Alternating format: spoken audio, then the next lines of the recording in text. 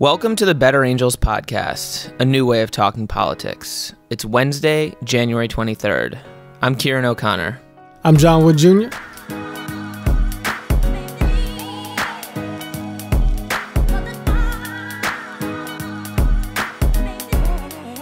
Hey, John. What's going on, Ciaran?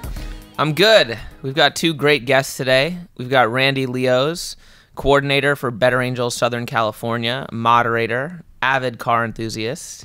Got Greg Steinbrecher, Better Angels social media manager, star of our convention, handsome actor, among many things. Indeed.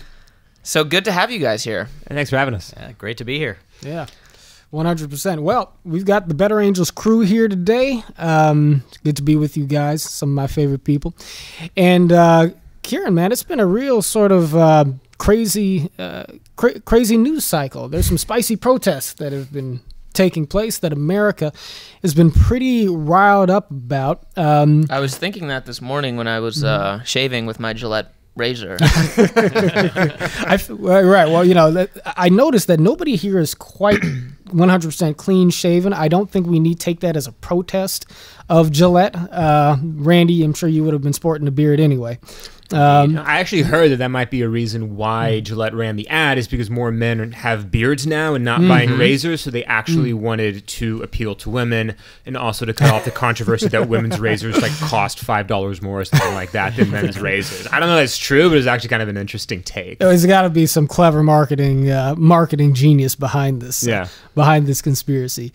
But yeah, the Gillette thing is an interesting thing. We got to get into that. But what's top of mind for me at the moment is the whole controversy involving the Covington Catholic High School students and these Black Israelite individuals and the participants in the Indigenous Peoples Rally. All three of these groups were protesting at Washington, D.C. and produced this now famous or infamous encounter between a Catholic high school student who's wearing a red Make America Great Again hat and a Native American elder who's beating a drum in front of him. And this short video has produced all sorts of reactions across the spectrum, largely from a lot of people who thought that the kid just looked sort of smug and racist because he's standing there in front of him smiling at him. But then a larger video came out showing a lot more context, and it seems to be giving a lot of people the impression that maybe some folks rushed to judgment on it too quickly. How closely have you guys been following this? Ciaran, is this something that you were tracking beat by beat? Yeah, it's interesting. I was actually away for the weekend for a bachelor party, so I wasn't too plugged into Twitter or anything, which felt great. But then I got a text from my mom. My mom is known to peruse the news late at night, and she sent a text to our whole family with that second video, sort of saying, like, can you believe this? You know, and she's quite liberal, but just basically saying, you know, the mainstream media did not do due diligence. And my dad has been harping on the idea of news literacy for 15 years. So he's always just like, I was ahead of the curve. You never want to be too right too early. Yeah. I told you so for 15 years. Yeah, so I kind of plugged in there, and then I sort of, you know, like investigated everything retrospectively, but I wasn't sort of there. I think one of the reasons I got off Twitter was that, like, something comes across Twitter and you're just like, let me retweet my confirmation bias. Like, this kid sucks. Like, let me pile on. So I think in some ways it can be a really good lesson for people, because I think a lot of people who sort of did rush to judgment, I think legitimately this was a bit of a wake-up call for them, or at least I hope so. Yeah, right. Do you think so? I mean, maybe not. You know, like, even after the Kavanaugh thing, it was like, oh my God, there's a fifth accuser, there's a sixth accuser, and then you would learn later, like, okay, they were like wrote an anonymous note, and they weren't quite well in the head, and it was kind of like, okay, well, you know, maybe now we won't rush to judgment because Twitter isn't conducive to, like, you know, critical, rational thought. And then as soon as, you know, Make America Great Again, Native American, it's like all like the ingredients in the stew come together, and it's like, opinion, and no one, everyone reacts too quickly to consider, like, oh, am I doing the same thing I did last time? Yeah, they just plow ahead. So for people who may not be aware of the larger sort of details of what happened here, let me spell it out a little bit, because I spent literally like an hour and a half this morning watching the larger video which captured sort of the broader event and which sort of gives some context to the 2 minutes that most everybody else saw and reacted to initially. And so I watched this footage, and it was a little tedious, but it was also fascinating because, like I said, there are 3 groups of people involved, right? So first of all, what is the event? There's a March for Life event taking place. They're outside of Capitol Hill. They're on Capitol Hill, right, Kieran? I believe so. Lincoln Right. Memorial. Yeah, it was right right next to was it Lincoln Memorial. Okay, right next to Lincoln Memorial, right. There's a March for Life event that a lot of people are attending, including these high school students from Covington Catholic High. Did they come in just for the March for Life, or were they there on like a Washington D.C. field trip and it happened to coincide with the March for Life? Does anybody know? I don't know how important that is. My understanding. Yeah, my impression is that they were there for the March. Yes. March for Life. I believe that's And a lot of them had "Make America Great Again" hats on, right? But then you have a group of indigenous people and indigenous people's allies, I suppose. They're at an indigenous, it's an indigenous people's rally. I don't know if there was a particular political agenda that they were rallying for, but you had an indigenous people's rally, and then you had 4 Black Hebrew Israelites who were sort of in the mix. And the funny thing is that you don't see the Hebrew Israelite folks in the original video, but they're the ones who started the whole, who basically started the whole mess. What exactly is their general philosophy? Yeah, so the Black Hebrew Israelite philosophy, and I'm not a great authority on their belief system, but I did have a friend who was Black Hebrew Israelite some years ago, and we talked quite a bit about these things back then. In a nutshell, what Black Hebrew Israelites believe is that African Americans in particular are the real descendants of the original Israelites, and that after the Jews were dispersed by the various conquerors who invaded Israel and scattered the descendants of Israel and Judea across the known world. The real Israelites found themselves in Africa and wound up being sold through the slave trade to the Americas. But the people who we know as Jews today, the Ashkenazi Jews, are people who artificially co-opted the legacy and the heritage of the Hebrew people. So Black people are the real Jews. African Americans in particular are the real Jews in the worldview of the Hebrew Israelites, and there's their larger theology is built around that supposition and just a broader sort of sense that people of color have a more exalted status in God's eyes, and that white people are devils essentially. So all African Americans. Sorry to my white friends here, but no, it's okay. But my blue-eyed devil buddies here. All African Americans, or I think, or is it just African Americans, or is it people? It's African Americans, I think, in particular. I don't think that they look at Africans per se as having that same heritage, because they think that African Americans were imported into Africa and then sold out of it. Anyway, it gets convoluted, but just suffice it to say, that's basically the perspective. And so they were there basically street preaching, but in a really vulgar kind of way. So you got this dude who's out there basically saying African Americans are the true children of God. These are the true people of Israel, and real Native Americans and real Hispanics are children of God, not these white devils, so on and so forth. But at the same time, he's shouting mostly at the people there for the Indigenous Peoples Rally, because this group of people have all sorts of problem with the progressive people there who are protesting, because they don't like gay people, so they're calling them homosexual slurs, right? They're looking at white people who are there celebrating with some tribal accoutrement as culture vultures and so forth. They've got all sorts of nasty things to say about the left-wing people there. But then as the MAGA hat wearing kids walk by, they get called crackers, and they get called this word and that. They get called incest kids and all of these other things. So in the larger footage, which was put up by these guys originally, you basically see them for literally about an hour or so talking smack to all sorts of people. But as time goes on, and the Covington kids are walking by and so forth, really sort of letting them have it as they go. Now, one or two of these kids kind of start responding by getting in their space. One kid is on like a little skateboard looking thing, and he's kind of riding in a circle around them and so forth. And so they start shouting at him and taunting him, and really just kind of being nasty until after about an hour of this happening. Suddenly, a group of the kids, and these guys are really loud. The Black Hebrew Israelite guys are, really kind of putting a lot of force into their insults and so forth. So finally, these kids start to respond by chanting their school slogan or something. CVS something or other. Yeah. We all had high school cheers or whatnot, right? And until finally, it was like a big group of them who were like cheering back at these Black Hebrew Israelites. Who had been very aggressive just for this whole time. And so suddenly it was a lot of these kids making this chant and sounding pretty booming, But they hadn't been violent or anything like that. They were just responding to this agitation that had been unfolding until finally the Native American guy who you see in the short clip, Nathan Phillips, right? As the crowd of MAGA hat wearing high school students sort of grows and their chants become louder and louder, and the Black Hebrew Israelite guys are shouting back, suddenly the Nathan Phillips with a group of his own comes over, and he comes beating a drum, and he goes, and the original footage shows he basically sort of marches up to this group of high school students with his drum.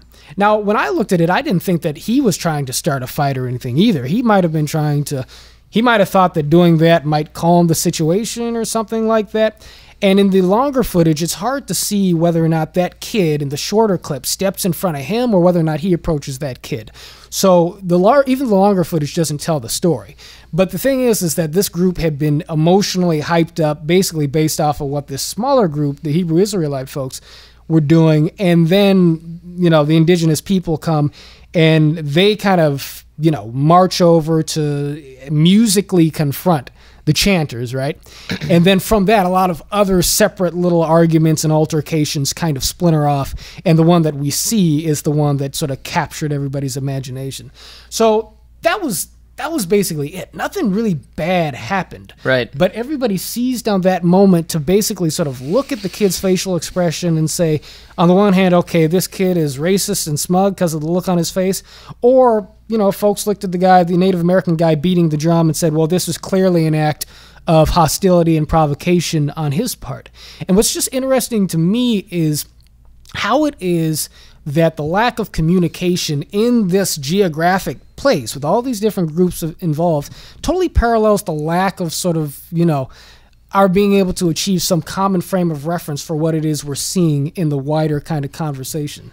So, Randy, I imagine that you have a certain impression that you've drawn from all this. I'd love to hear it. Yeah, definitely. So I'd like to relay my experience over the course of time with this whole news item, because I was actually also on vacation. I was down in Florida with my cousins and parents and brother and aunt and uncle. Better Angels people can't be taking vacations like this. Right. We're going to have to cut that one. Sorry. So we're doing important work here, guys. Right. No days off. So we're sitting around a table, and we've already been having conversations of a lot about politics, because the four of us cousins are fairly progressive, and generationally there is a little bit of a divide, especially with my uncle, who is fairly conservative,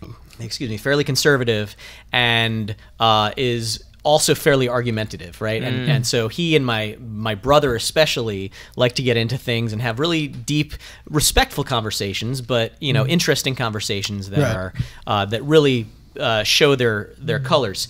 And when this happened, I kind of brought up the topic and I showed it to my family, and I said, hey, this is really interesting. And it gave, I think, the progressives among us the chance to feel like there was a teachable moment. And like, hey, look at this example of when things go wrong, or when there is a demonstrable set of bias that is on display for someone that we considered to be a person that demanded respect. So Nathan Phillips, being a Native American elder, being someone who was represented as a Vietnam War veteran, and there were rumors about, chants about build that wall, and we were laughing at the irony that they would chant that at someone who was here before the white people came, right? And so there were so many different things that we were able to latch onto, for our liberal satisfaction, our progressive satisfaction. And in retrospect, so I believe it was yesterday that I really started to dig into what was happening with this controversy, and I actually sent out an email, and I said to my relatives, because this was a topic of conversation, I just wanted to send you guys. It was one of those explainer docs that kind of showed all of the different aspects of the controversy, and I said I just wanted you to see how this is developed, and I think at the time I had. When we were discussing it at the table, I had expressed my reservations about internet pile-ons and the fact that I was concerned that these kids would never be forgiven, and that their livelihoods in the future would be impacted for something that happened when they were kids. Right. And then I said in the email, I think I was latching onto some sense of discomfort, but I latched onto the wrong sense of discomfort, because it wasn't really about necessarily what would happen to the people who are in the wrong in the future. It was possibly, and I think that there's still some ambiguity around this, but it's possibly that jumping to conclusion about their wrongness was at issue. But what I really think is relevant in this, that there's been people have compared this to a Rorschach test, right? And I think that that's an interesting comparison. I think there's definitely elements of that. The way I see it is this is kind of a Where's Waldo picture, because basically Waldo could have been in that crowd. There's so many people there. Yeah, it offered so many elements of so many different kinds of controversies between the right and the left, that anything that you wanted to find, you could find in this video, in some version of the video, in some angle of the video. My brother actually said to me yesterday, we were talking about this, and he said, "Oh yeah, it's interesting. It looks like the walkbacks are being walked back." And so and my brother's a pretty strong progressive, and I absolutely respect his viewpoint. On this, I don't necessarily agree with the way he was characterizing how the news cycle was developing, because it basically just seems like everyone has their own think piece on it, saying, well, I was a little bit wrong, but this is why everybody else is still wrong. I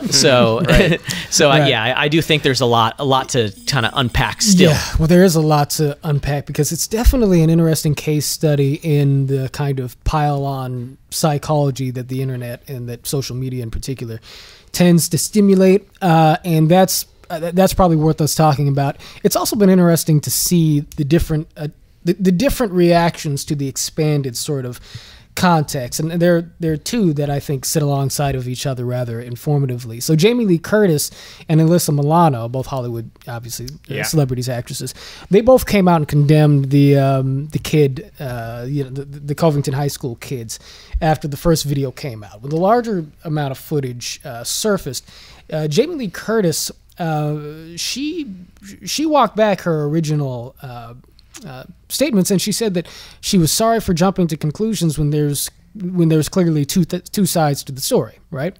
And she was modest and apologetic about her initial statements, and a lot of her own followers hammered her for being apologetic, because they said, no, you're right the first time. And I guess the person who would agree with that would be Alyssa Milano, because what Alyssa Milano said was that I guess she looked at the larger footage, and she made the point that even if, Greg, correct me if I'm getting any part of this wrong, if you remember her reaction, but she seemed to be making the point that even if things were more complicated than they looked like originally, these kids were still there for the purposes of protesting a woman's right to choose, and they were still wearing Make America Great Again hats, and therefore they were still there in service to the cause of bigotry, and thus the original sort of sentiment was still sort of correct.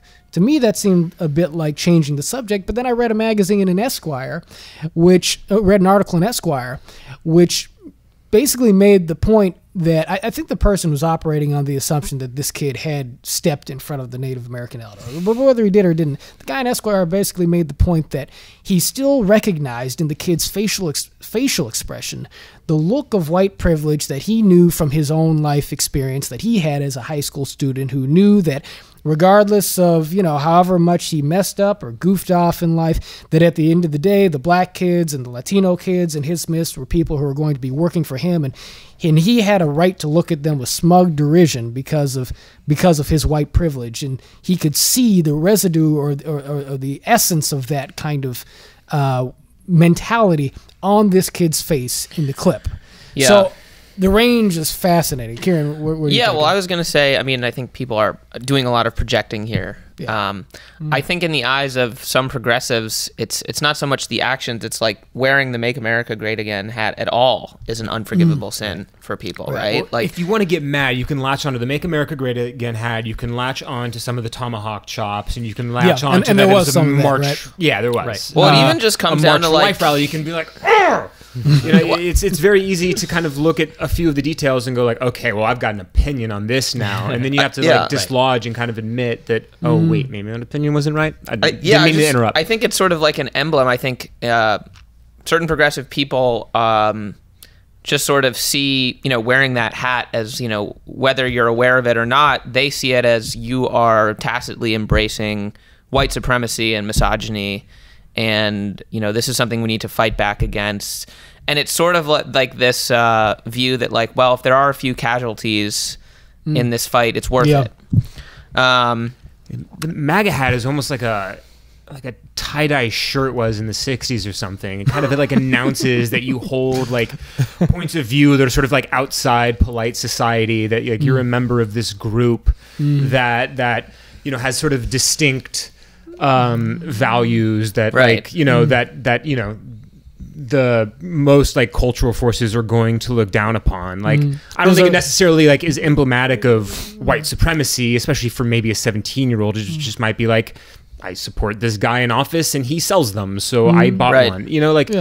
I don't know. I don't know if it represents. There's a rebel chic to it, in some sense, based off of just in line with what we you're saw saying. that at Politicon. There was a lot of like swaggering around in MAGA hats. Sure. And like if I think I remember correctly, African Americans wearing it. So it seems like if some of them I knew. I know all the folks in the LA GOP, man. You got black MAGA hat wearers all over the place. So if it represents white supremacy, that seems like an odd choice. Well, but here's the thing, though, and to part of Ciaran's point, certainly we can look at the rhetoric of President Trump's campaign and a lot of the themes that he articulated in terms of not just wanting to secure the border for the sake of preserving American sovereignty and upholding the rule of law, but also just making sure that this group of criminals and rapists and so on and so forth, who he sort of exactly, who he sort of characterized in a way so as to make the distinction between these people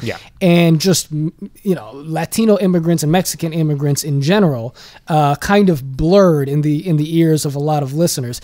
The rhetoric that sort of that campaign produced, I think, helped stir into existence an environment to where the hat suddenly becomes associated with a lot of bigoted points of views, even if many people wearing the hat don't have bigoted points of views, right? Because of the way in which, I think Trump's communication evolved, and because of the fact that, we do have people in the United States of all colors, certainly, but certainly also among white people who probably don't have a very kind feeling towards immigrants south of the border and Muslims and so on and so forth. So I do understand the emotional reaction people have to the hat. What troubles me is that we can't put our emotions aside to look at individual incidents like this with a little more objectivity, I guess. Randy, yesterday in a conversation that I was having, the hat was compared to the Stars and Bars.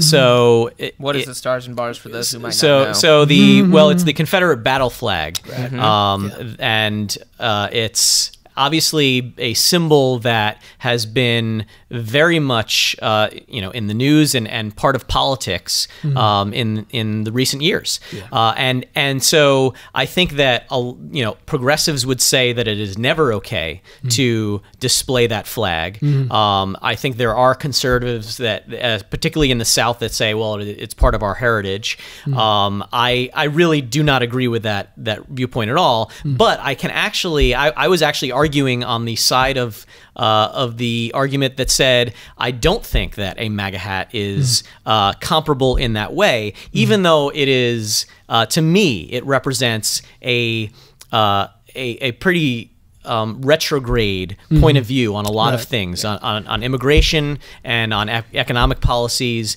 It represents the opposite of progress, and I see it ironic in that way.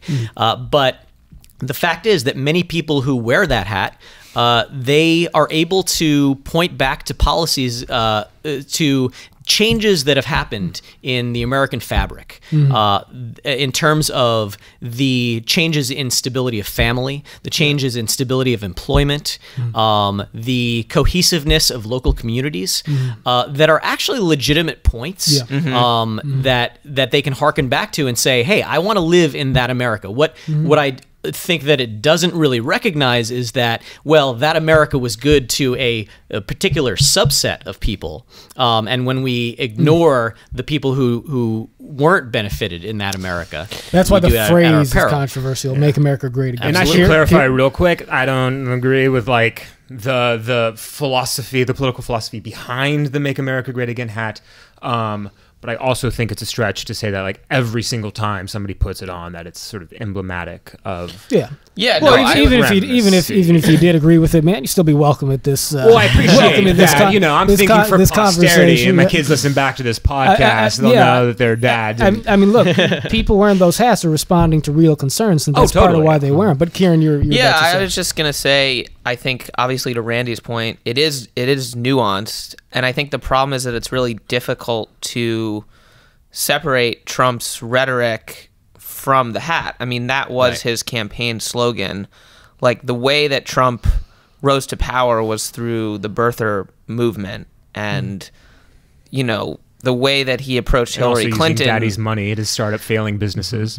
Well, that's a whole other thing. So I just think it's really hard to, separate that. I think arguably without that stuff, he wouldn't be president, right? So and so putting on my Better Angels hat. Speaking of hats, we gotta get Better Angels hats, by the way. Yeah, absolutely. Seriously, I want a nice fitted.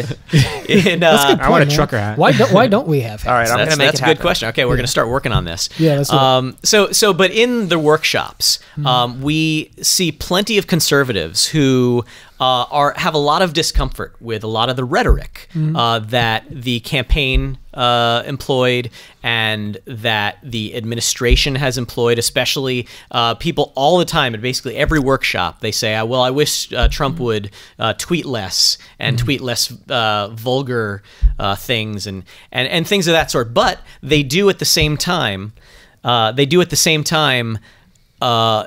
talk about their affinity for a lot of his policies, and that so the question about whether that's justification for wearing that hat and saying I identify with this campaign, with this platform, is that legitimate, or does it automatically come with the other baggage of his rhetoric? And look, it's also, I think, fair to say, and I say this as a person who's more conservative leaning, who I think can testify to this a bit. Even if Trump hadn't been as inflammatory in his rhetoric as he was, and I do think he was needlessly inflammatory in an extreme degree. I mean, I think his rhetoric accounts for a lot of our current moment. But even having said that, Barack Obama was accused by some people of having a racist sort of immigration policy because the Obama administration wound up deporting more undocumented or illegal immigrants than previous administrations maybe had. A lot of people looked at his record as having been oppressive in that area. So for any Republican or conservative who's talking seriously about securing the border or about scrutinizing immigrants coming from certain volatile parts of the world on the basis of legitimate national security concerns, I mean, whether you agree with those policies or not, there's always going to be a chunk of there's a chunk of the American population that's going to look at any policy like that of necessity seems to have to apply scrutiny along lines that are not necessarily because of racial identity, but correlate to racial or cultural group identities as being evidence of malicious, premeditated, systematic racism. And so I think for a lot of Trump supporters, what they just think is that, look, any Republican was going to be called racist by the left anyway. So what Trump was doing was just sort of, blowing it all out of the water and saying, I'm just going to make my point in the realest, harshest terms possible so people can see that I'm unafraid. Now, I don't think that that's very good for civic and political culture and so forth. And I think that approach has been damaging. That's my own opinion, and it's my opinion as a Republican. But I do think that all of this highlights just this breakdown in good faith conversation that keeps us from being able to have complicated dialogues without lurching into stereotypes. And I think, go ahead. Well, just kind of piggybacking on that, because I think, what's almost most distressing about this to me is at the end of the day, like in the Covington thing, they were 17-year-old kids. Right. They were kids, and I don't like internet pile-ons whenever they happen for any reason. They make me uncomfortable. That's why I didn't look at this Covington thing too closely, because I was like, oh, this is a pile-on. I'm going to wait a few days, and then I'll like sift through the wreckage and like find the story. But Greg, you got to get those likes, man. You got to get those retweets. With my 100 followers on Twitter, dying to know what I'm saying. We need your hot take, yo. We need your hot take. Yeah. But like, I don't like it when it happens to James Gunn or Kevin Williamson or Kevin Hart. I don't like them. And I especially don't like it when it happens to 17-year-old kids. And I guess what they had to close the school because this kid was getting death threats, his family was getting death threats, the businesses they owned were getting out on the record, and people were, saying, trying to boycott the businesses. There was a kid who looked like the Covington kid who wasn't even at the event, who was doxxed because people thought he was the Covington kid, and his family had a wedding or something that they were trying to hold, and people kept blowing up their phones and their emails, and they had to cancel the wedding or something. So to put on my progressive hat, I think a lot of times people say, like 17-year-old white guys get described as kids, but then they'll say, well, look at the criminal justice system, and there's, a lot of times black 16 and 17-year-olds who are getting tried as adults and just sort of not being acknowledged in that same way. Yeah. So there's sort of these like underlying fundamental like systemic injustices that sort of color this.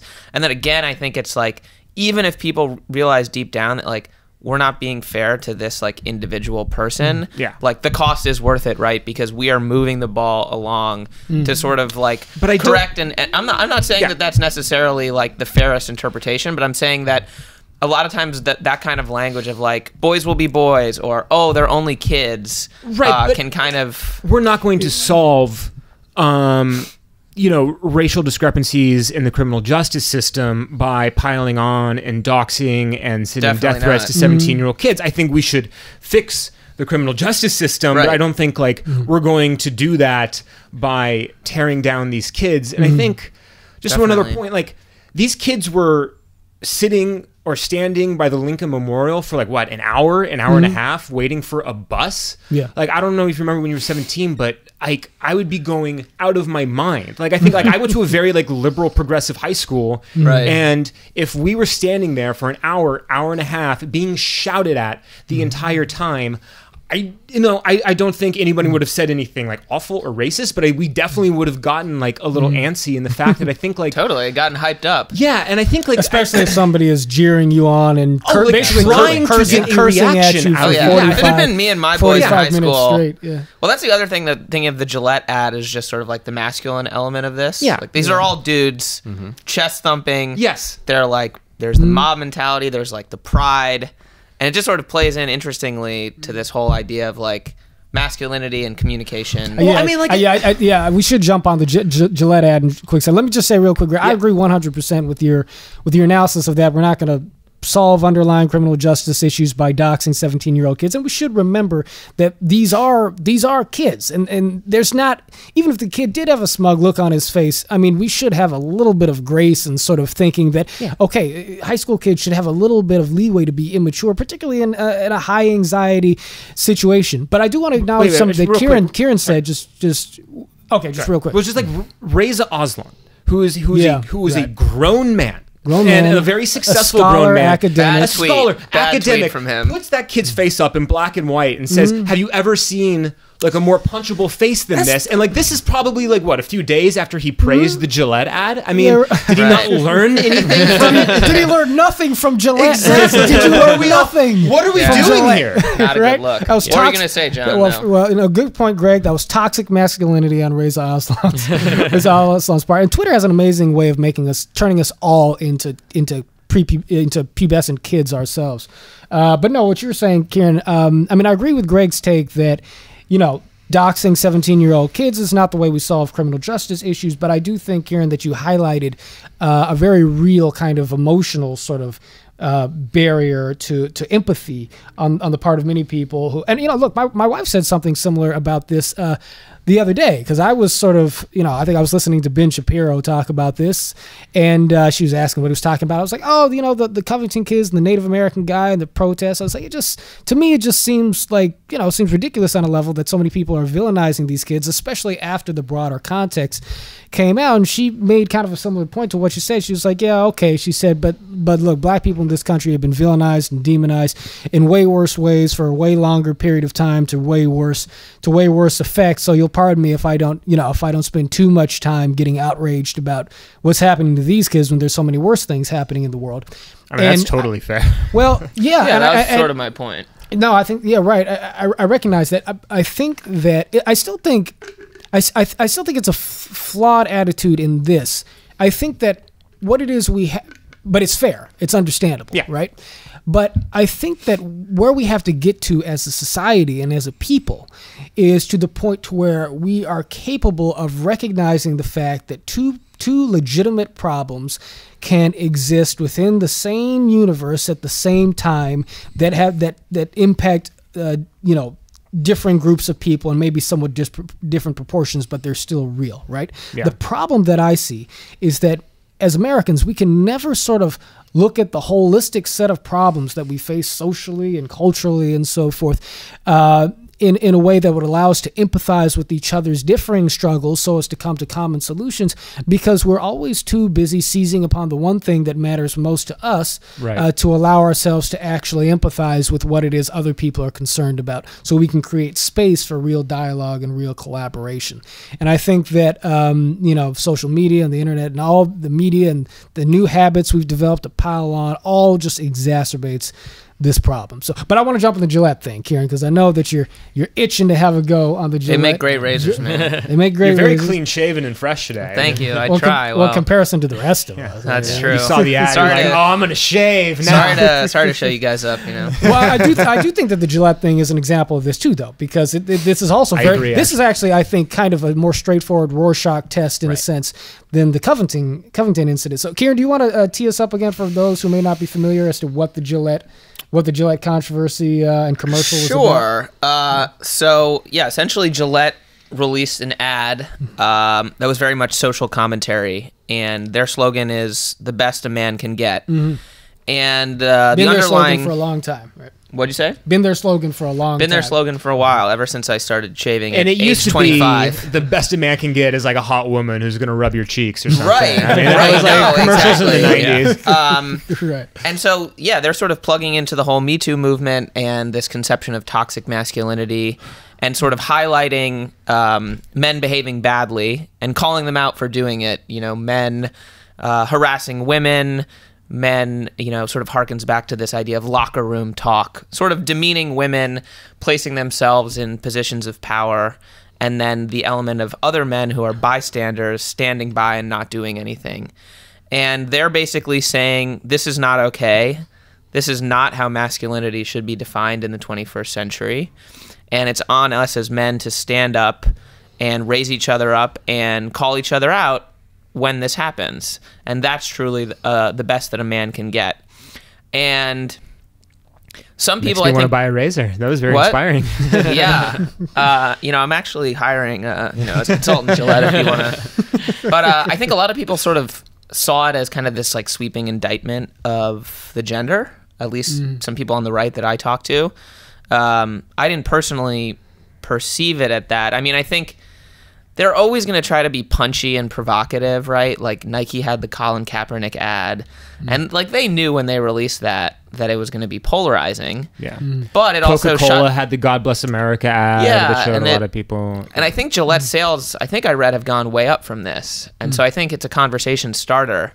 But I'd be curious, John and Greg, coming from a more conservative perspective, just what your just initial... Very nuanced conservative perspective for all the people in the entertainment industry who might hire me. Right, right. Very nuanced, liberal kind of conservatism. California conservative. California conservative.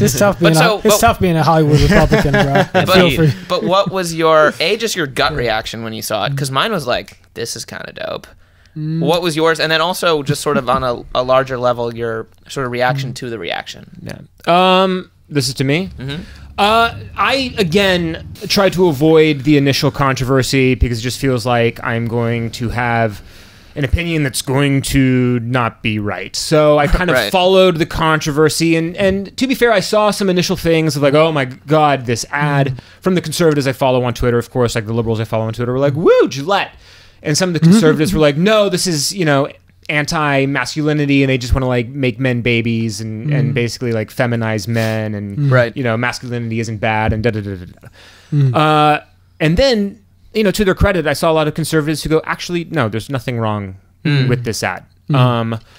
Like I think David French had an article about how it's really not that bad, and I just I don't like these things, so I stayed away from it. But knowing that we might talk about it today, I watched it online last night, and my reaction to it is like, it's basically saying don't be a jerk. It's not saying like dick. Repress Gillette. Your masculine tendencies. Right. It's not saying like don't be aggressive or assertive, or that you have to like kind of in the yin and yang in life be more yang than yin. It's just sort of like it's just being like, hey, don't like catcalling isn't like a cool thing to do. Right. Don't do it. And it's like yes, there's a difference between kids like wrestling around and beating the heck out of each other. Like wrestling, playing football, whatever is fine. Don't beat the heck out of your friend. Right. So it seems like, I don't know, to me, I don't, it's a commercial. It's trying to sell me something, and I don't appreciate the sort of manipulative aspects of it. I didn't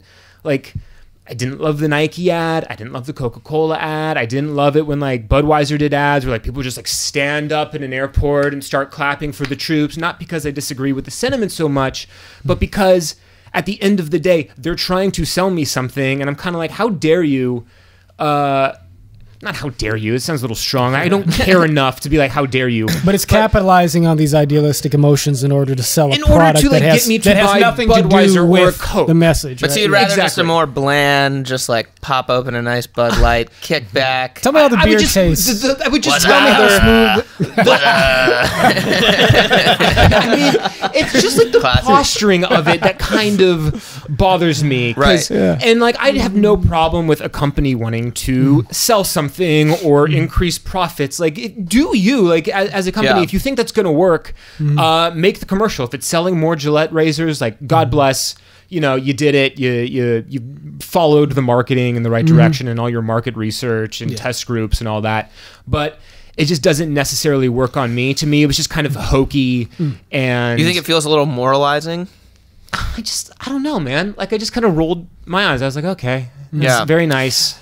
Well, but listening to what you're saying, actually, this is really sharpening my thoughts on both the Gillette ad and the Covington protester situation, because I'm starting to note a really interesting, really fascinating parallel in some sense, because I agree. I think that the looking at the Catholic kids from Covington and what they did or allegedly did on the basis of the larger footage and so forth, I don't think that they really did much that was wrong. Anything that they did that was wrong, tomahawk chops and so forth, I think can more or less is more appropriately attributed to just the fact that these are juvenile kids who were just sort of silly in a high anxiety situation, rather than it being sort of evidence of this broader sort of also, white supremacist sort of, sort of rejection. Also, like 40,000 fans, like 82 times a year, get together at a Braves game and do a tomahawk chop, and that's not to excuse doing it to a Native American, but like that's kind of messed up too, though. Like the Redskins, the Braves, the Chiefs, and we still have that conversation ongoing in this country about how appropriate that overall thing is. Indeed, but it's normalized in a way that shouldn't necessarily have us looking at this kid like he himself is some sort of villain as an individual. Right. Now, sorry, I didn't mean to interrupt. Right. No. But my point is that I don't think what the Covington kids did was really so bad, but I get that there's a backdrop of a larger issue with sort of the perception or the reality of white supremacy and inequality and oppression in this country, which is where a lot of folks on the left are coming from. And even if the sort of standard left interpretation of the Covington incident is, in my opinion, misguided, I can understand the roots of the larger sociological concern. And in the case of the Gillette ad, I'm with you guys. When I watch the ad, I feel like the message that's coming across here, for me, it's basically good. I mean, I don't really like moralizing kind of like, political commercials meant to sell consumer products so much either. But unto itself, I thought that the commercial was actually highlighting a lot of noble values of masculinity, which should be emphasized. So, on that basis, I thought it was kind of cool. But it does come in the context of what particularly a lot of people on the right are sensitive to as sort of this swelling narrative of toxic masculinity, that there's something sort of bad or oppressive about men in general, or that our patriarchal society is set up in such a way to where men have to some degree or the other, be kind of disempowered in order for us to have real and legitimate equality. And, that's provoked a lot of reaction in people who are conservative, but also, I think, folks on the center left to a certain degree who hear what Jordan Peterson is talking about, or who hear what a number of people are saying about all the ways in which men do suffer, and all the ways in which some claims about wage inequality may not be grounded in empirical validity and so forth. And they say this larger narrative is generalizing, stereotypical, and problematic. And I think that there's something to be empathized with in that perspective as well, even if the substance of the Gillette ad was not problematic to me.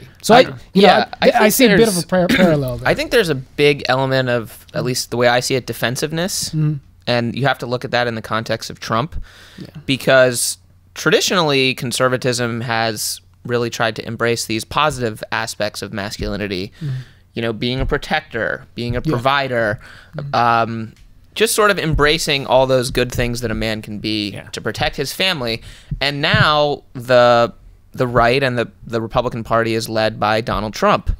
And Donald Trump's vision and projection of masculinity is very different. It's the vision of a wolf, a bully, somebody who degrades women, who boasts about doing bad things to women, right? And so I think from people on the right, although a lot of his supporters would look at other qualities as being more sort of prominent. This is just my opinion. No. About Donald Trump based on his statements and actions of how he presents as a man. So I can see how someone on the right would be uncomfortable with elements of that, even if they do support Trump, and then sort of feel like then it's just coming all at you, and you're just saying, okay, because you're a Republican, or because you're a conservative, or because you voted for Donald Trump, you just believe in all those sort of more bully-esque, chauvinistic sides of masculinity, when in fact, no, I voted for Trump, but I still really believe in this kind of like traditionally defined conservative mode of masculinity that is not actually out of step with what the Gillette ad is preaching. Right. So for me, Randy, I actually wanted to put you on the hot seat about this, if you don't mind. Well, I mean, for me, there's really two things going on with this, and I think, Ciaran, you touched on the defensiveness aspect, that there is, when a message like this, saying that we can be better about certain things pops up, it seems that a lot of people like to latch onto that message and say, well, what you're saying is about being better, it means that I am the worst. And there's automatically just that defensiveness of ego that happens, I think, on both sides. It feels sanctimonious, like it's saying we're better, we're enlightened, you're not. Get on our level, or you're absolutely. worthless. And there's so this was a conversation that I was having with my brother last night, because I was interviewing him for an article that for my column about his organization called Fans for Racial Equality, which is about the fish scene, the jam band scene. And he this is getting a little bit out. I see a benefit concert in our future. Right, exactly. So he published a think piece about how the heavily white jam band scene, even though it sees itself as very progressive, is actually creates an environment that is not that welcoming to people of color at Phish shows. Right. And there's a big blind spot in the scene for this reality. So when you go through a concert as a person of color, so if you're a black man, the odds are that someone is going to ask you, multiple people are going to ask you where the bathroom is, because they're going to assume that you work at the venue. And so he talked to several people of color. We should run this experiment. Y'all down to go to a Phish show? To flank, sounds like you're the one who needs to go to the Phish show. And so the scene, so he published this account and said, hey, there's an issue here. And the highly progressive scene kind of attacked him and said, no, there's no issue here. And, this is not emblematic of the entire scene, but there was definitely a major element, especially in the online forums, that were attacking him for being ignorant and stupid and just not understanding the scene. Right. And so, it really is that element of defensive-ness that when your self-conception is threatened, there is naturally this drive to go after the person that is trying to benefit your consciousness, trying to open things up a little bit, but that itself is threatening. I think real quick. I think some of the defensiveness comes too from the sense that I think. Like, I don't love the phrase toxic masculinity, because people kind of like throw it around as if it means something, but it's self-evident. Like, toxic masculinity is bad. Toxic puppies are bad. Like, toxic things are bad. Are toxic. And I think what's happening is that, like, yes, there are some elements when we like traditionally think of masculinity, which I think like in the like yin-yang sort of like wide angle lens of it is typically like aggression and assertiveness and a few other things, like, sort of physicality. And that like those things can be taken too far and like therefore toxic. But I think now people are sort of, I think, starting to conflate toxic masculinity and masculinity and sort of saying that those are one and the same thing. Sure. I think like 2 weeks before this Gillette ad was the American Psychological Association with their report, I think essentially saying that like men suck. Essentially. I think that's a very very problematic reading of what the APA was talking about. Okay. They were specifically pointing out the problematic things that men have more of a tendency to do than women are still problematic. I was being facetious. Yes. And so they definitely. I acknowledge that you don't believe that they actually said that men suck, but I think that a lot of conservatives some people did really take it that way. Right? I really feel that the APA is saying that men are a problem in general, and what they're really saying is that some behaviors that we are socializing and we are pushing as positives, as good role models, are not in fact as such, and we should point out to our children and to our young men and to men all over society that these are problematic behaviors. But there is an element to, I think, some progressives, which, I mean, and it's Twitter, it's not nuanced, it's a bunch of glib statements, but there is like this kind of culture on there that say essentially like men suck. And I think sometimes those messages that like toxic masculinity, one and the same thing, sort of do get conflated. And I think, if we're going to teach people to be better, and to not catcall and to not like allow just wanton physical violence and the other things that the Gillette ad was for, we do need to make sure that we're not saying there's something like inherently wrong with you because of like the way you were born, but that there are, you know, that we need to amplify the goodness of those traits and not make sure that they don't go too far. But I think in the sort of cultural conversation, we're rolling a bunch of things together that sort of need to be picked apart. It's tough when you only have 140 characters. I mean, we're not 280 now. Come on. Yeah, What is now this, problem solved. 2010? Problem solved, right? Yeah. Well, no, but I think that particularly given our role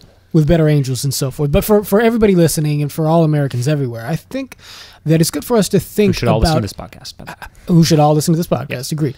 I think it's good for us to think constructively about, okay, I mean, having recognized that people across the spectrum are subject to these biases, recognizing the fact that every situation is not exactly equal, that it's possible to have two problems and maybe one is worse than another, but at the same time, one may still be more easily recognizable or pertinent to the immediate experience of one group than another.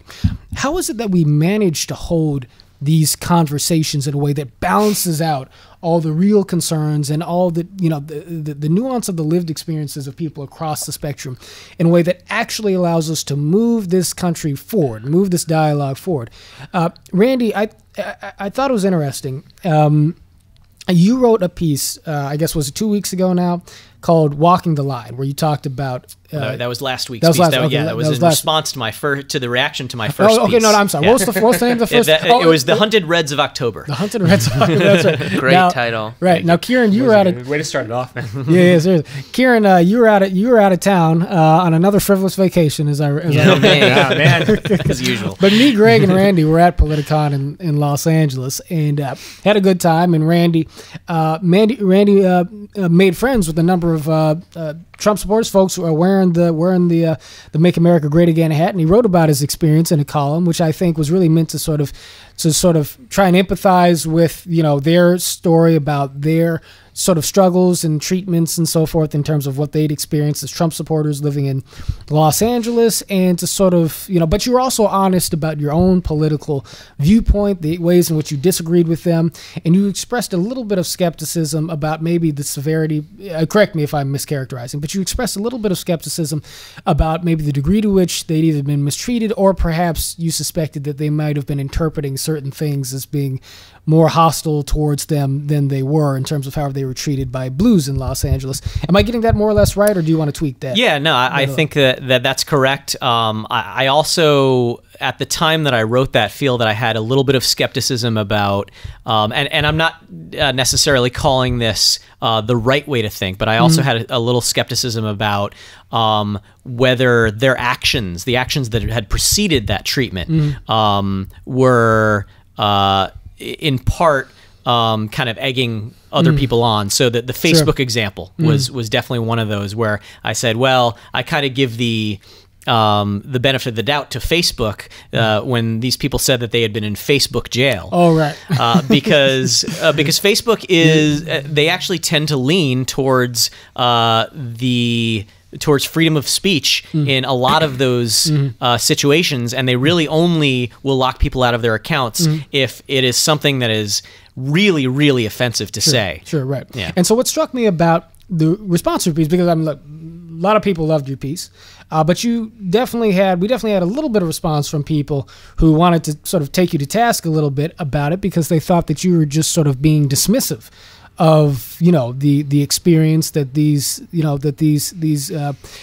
Republicans or these Trump voters were telling you that they had, and I understood that reaction as well, but I thought, well, you know, shouldn't my boy Randy get some credit for the fact that the piece was basically 98% about the fact that he's trying to understand where these folks are coming from? And Greg, I think you may have had a thought or two about Randy's piece. I'd be interested in hearing, but the bigger question on the table is, you know, again, how do we frame things in a way to where obviously you can never please everybody, right?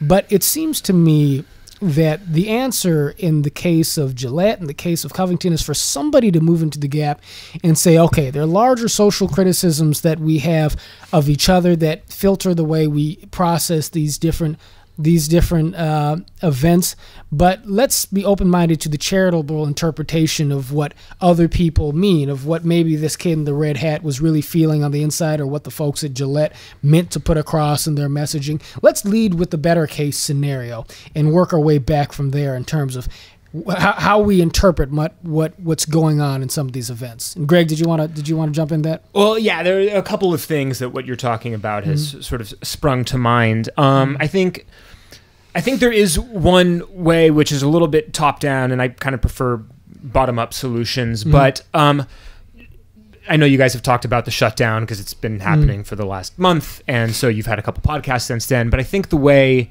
that the media almost frames the shutdown is indicative of why we almost can't seem to find common solutions to problems, because it's not framed as, is this a good idea? Is this the basis of a compromise? What are the pros and cons of what Trump is offering? What are the pros and cons of what the Democrats are offering? It's all like, who's this going to help?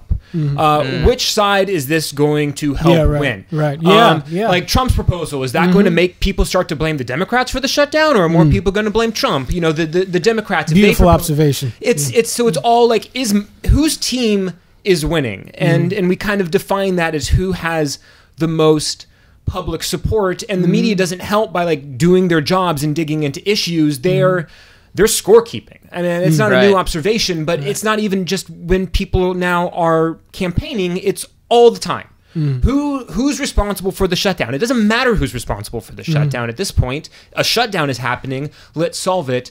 And I think framing things in a way of who's winning is completely counterproductive to that point. And I think the thing that kind of ties together Covington, Gillette, and even Randy's article, because it's really funny. The real controversy. Exactly. Well, it was funny because when I first posted that, I pulled out a quote that included, I think, the phrase like separate set of facts or something like that. And the article got a few comments like, "Ugh, don't need to read this anymore. Separate set of facts guy. We know what he is. He's a Trumper."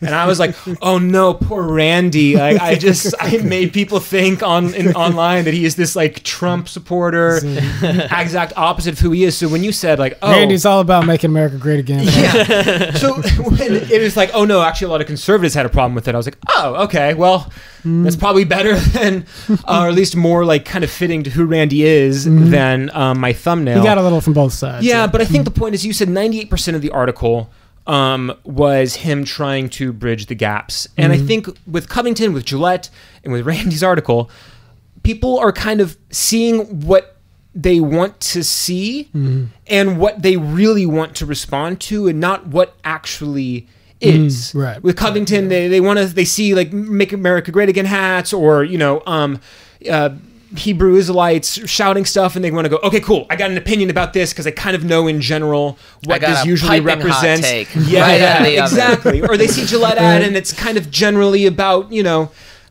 boys learning some lessons, and it's kind of like, no matter which side you're on, like, oh, haha, you agree with this or disagree with this. Folks need to let those hot takes cool down a little bit. Yeah, so it's just like no one wants to like dig in and to see like what's actually like in front of me. Do the scientific method, like, I have a hypothesis. Does that set up with the facts? No? Okay, well, I guess I have to have a new hypothesis. They start with a hypothesis, and they're like, well, I'm going with this come hell or high water. I'm doubling down. Here we go. And I think like that's why we can't have productive conversations. John, to your point, just circling back about recognizing the divides and sort of the seemingly intractable and kind of recurring nature of this, how do we move forward? Yeah. Because that's what we're doing here. And so I think one thing that is important and what we found success in is sort of establishing like a container and a structure for having these conversations that's not Twitter, right? And obviously in our workshops, it's pretty strict, especially when you begin. I mean, there are ground rules.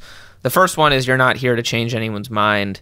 You're not here to demonize, which pretty much precludes about 90% of think pieces off the bat. So you're sort of already going in, right, with like, okay, I'm here to do something different. And even though that's so simple, it's kind of like can be just a completely paradigm shifting framework. Mm-hmm. And so even in this podcast, I think we're sort of more able to do this naturally because, you know, we've been working with Better Angels. And so sort of we've learned the language, right? We might not be fluent, but we're proficient. Bill Doherty has trained us. Yeah, shout out to Bill Doherty. Yeah. Massive, the head of our massive So the question is, like, to how do we, in terms of scaling this, because I think we can all agree it is positive, right? Like, people who have participated in Better Angels have seen positive changes in their lives. Yeah. Regardless of how you feel about, you know, the issues or your opposition to certain things, like, that's a good thing. So how can we sort of scale that, and then how can we bring that into the media sphere so that when people are approaching, the Covington thing happens, maybe they think, oh, wait, like, where's the Better Angels container? Like, okay, I can go out on Twitter and tweet whatever I want to tweet, but then also maybe let me try looking at it from this lens. And I think if we can sort of make people aware that that does exist and then get them to sort of like dip a toe in, then they might just find out that the water's just fine. There you go. Well, we're going to spend a lot of time answering this question, I think, as we go, because that's the project that we're all invested in here. But I think that's well put. The Better Angels container, the framework, really it's just a framework for empathy, having that grow and expand.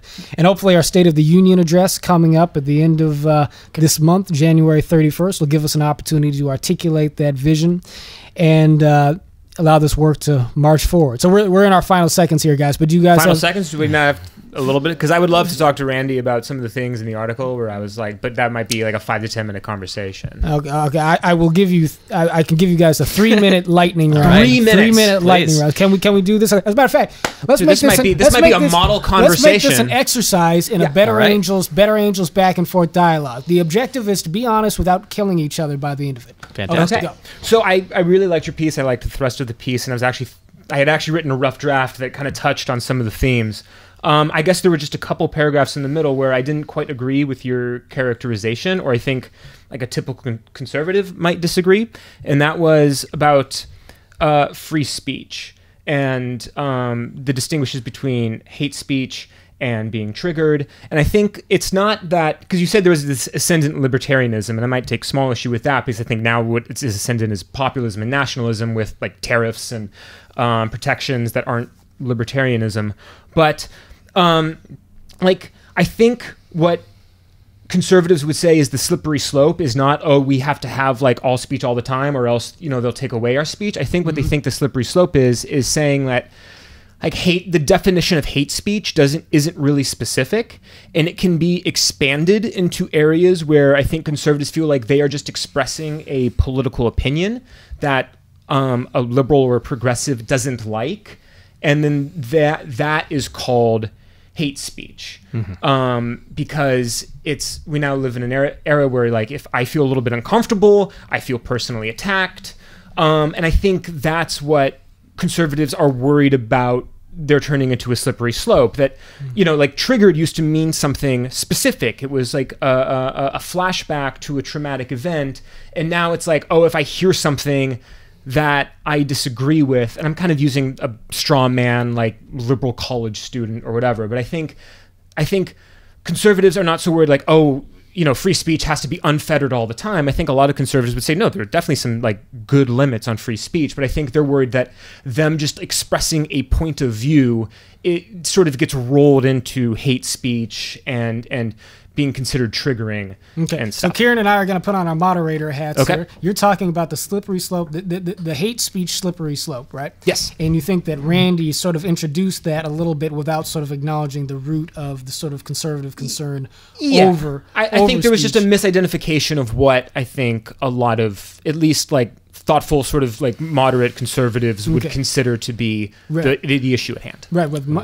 So Randy, how do you look at that slippery slope? Do you think that maybe you glossed over a part of it, or is this something that you haven't thought about as much before? Well, I mean, it's definitely something that there wasn't as much time as I would have liked within the piece to kind of dissect that entire argument. We probably should have given him a higher word count. Right. But I think it is relevant that that the way that liberals and conservatives look at the concept of harm can be a little bit misaligned. And this was something that one of the commenters on my post took issue with, that she said you have to distinguish between physical harm and the harm of words.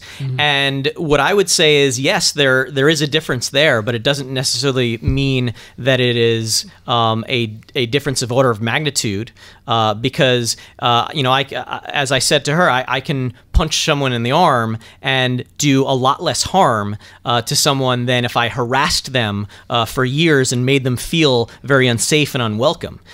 So I think that there is a very non-black and white kind of element there that we have to acknowledge, that that threats and feelings of unwelcomeness can be very, very psychically harmful to someone, and that's something that gets glossed over. And I think that we have to have a little bit more appreciation for.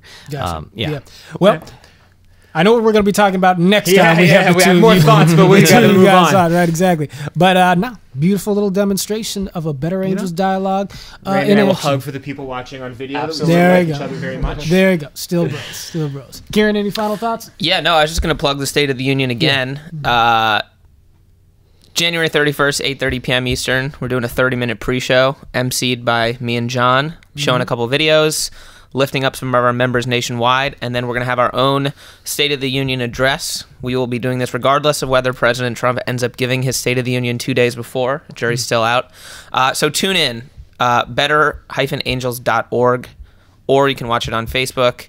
And just want to say this was a really great conversation. I like the energy of having 4 people in here. This was really fun. Maybe next time. Do we have 30 seconds to talk about State of the Union, or are we done? Sure, man. I'll give you 30 seconds. Okay. This is, I think the reason why I would consider myself conservative-ish is that I like things to be done in the way that they're designed, in addition to like bottom-up solutions. So the fact that like we're all sort of like panicked that, oh my God, Congress invited the president, they disinvited the president, but Trump wants to do it anyway. Like, who cares what Trump thinks? Like, he is serving like this. But the State of the Union, he is invited. There's nothing in the Constitution that says like, oh, he has to address Congress at the beginning of the year. He's like, in the State of the Union, he's at the pleasure of the legislature. Right. So they're totally in their right to say like, nah, man, we actually don't want you here. And I kind of wish they would, just to sort of show people like, no. We're in charge. We've abdicated a lot of our responsibilities and powers to this guy, but in this kind of one symbolic way, we're taking it back. And I kind of like, I know it'd be worse for Better Angels, but so please watch the State of the Union no matter what. But I kind of hope the State of the Union doesn't happen, just to show like, no. Congress is in charge. Well, the Better Angels State of the Union is happening no matter what. It's going down. We don't know what's going on with Trump and Nancy Pelosi. It is definitely clear, though, that they're, that it might not happen. And even the fact that it might not happen is, I think, telling testimony to just how sorely a unifying approach to addressing the state of this country and outlining a vision of how it is Americans can come together and relate to each other again. It's a sore testimony to how badly that's needed. So watch Better Angels State of the Union, January 31st. Like Ciaran said, that's going to be at, speech is going to begin at 9 p.m. Eastern time.